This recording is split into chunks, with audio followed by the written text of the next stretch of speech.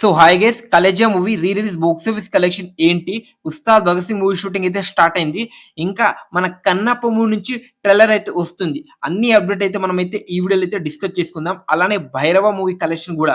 So number 1 Khaleja movie re release లో all time record అయితే సృష్టించింది అని చెప్పొచ్చు. ర్యాంపేజ్ అసలుకి నిజం చెప్తున్నా, మహేష్ బాబు గారికి మన తెలుగు స్టేట్ క్రేజ్ అయితే మామూలుగా ఉండదు.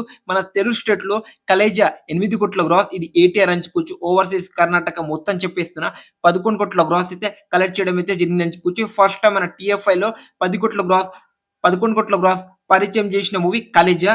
ఇంకా అతడు మన సూపర్ స్టార్ మహేష్ బాబు గారి బర్త్డే సందర్భంగా అయితే రిలీజ్ అవుతుంది. ఆ కలెక్షన్ ఏ లెవెల్లో వస్తుందో మీ ఇమాజినేషన్ కి వదిలేస్తున్నా. సెకండ్ వచ్చేసరికి భైరవం కలెక్షన్ చూస్తే 14 కోట్ల గ్రాస్, 7 కోట్ల షేర్ మాత్రమే. ఈ సినిమా హిట్ అవ్వాలంటే ఇంకా 9 కోట్ల షేర్, కానీ డిజాస్టర్ అయింది. ఇంకా నెక్స్ట్ వచ్చేసరికి ఉస్తాద్ భగత్ సింగ్ మూవీ షూటింగ్ అయితే స్టార్ట్ అయిందని చెప్పొచ్చు ఈ రోజు నుంచే. సో ఇంకా ఈ షూటింగ్ అయితే 4 డేస్ అయితే ఒకటే షెడ్యూల్ అయితే పెట్టిందని చెప్పొచ్చు.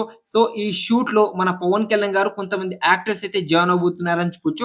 ఇంకా నెక్స్ట్ వచ్చేసరికి ఏ 2020 A6 మూవీకి మన దీపిక పదుకొని గారికి తీసుకున్నారని అట్లీ గారికి, దీపిక పదుకొని గారికి చాలా అంటే చాలా ఘోరంగా ట్రోల్ చేస్తున్నారని చెప్పొచ్చు సోషల్ మీడియాలో. ఎందుకంటే మన సందీప్ రెడ్డి వంగ ఒక తెలుగు డైరెక్టర్ ని తనైతే రిజెక్ట్ చేయడం అయితే జరిగింది. తన పరువు మొత్తం తీసింది. ఇప్పుడు మన అట్లీ ఎందుకు పెట్టుకున్నాడని మన అట్లీ గారిని అయితే చాలా తెలుగు వాళ్ళు, సందీప్ రెడ్డి వంగ, ఇంకా spirit fans, Sandeep Reddy Vanga fans అయితే ట్రోల్ అయితే చేస్తున్నారని చెప్పొచ్చు.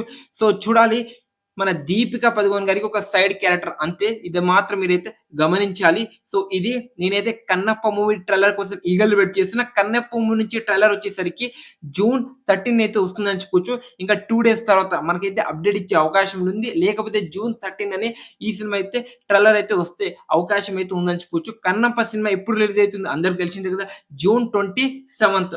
సో నేనైతే ఈగలు వెయిట్ చేస్తున్నా ఈ సినిమా కోసం. కన్నప్పలో ప్రభాస్ అన్న క్యారెక్టర్ వచ్చేసరికి హాఫ్ అన్ అవర్ అయితే ఉండబోతుందని చెప్పుకోవచ్చు. ఈసారి థియేటర్ మొత్తం తగలబెట్టేస్తారు రెబెల్ ఫ్యాన్స్. ఏమంటారు? కామెంట్ చేయండి ఫ్రెండ్స్.